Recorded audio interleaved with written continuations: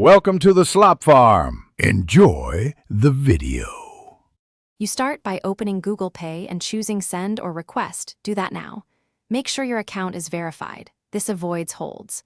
Once you pick the contact or manually enter a phone number or email, look for the option to create a payment link rather than immediate transfer. Creating a link lets the recipient approve details and choose a payment method.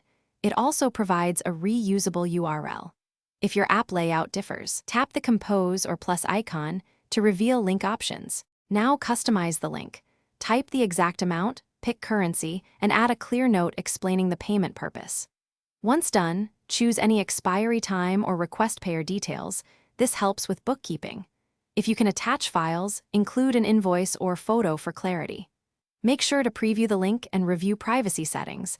Decide whether only the chosen contact can use it or anyone with the link. These choices determine how the recipient pays and how secure the transaction will be. Finally, send the generated link through Google Pay Chat, SMS, or email. Use the channel the recipient checks. After sending, confirm they received it and saw the amount. Once they pay, verify the transaction in your activity feed and save the receipt. If the link fails, first refresh the app and regenerate the link. Make sure both parties have updated apps and a stable network. If problems persist, confirm the recipient's account is set up to accept payments. Then try resending. Thanks for watching.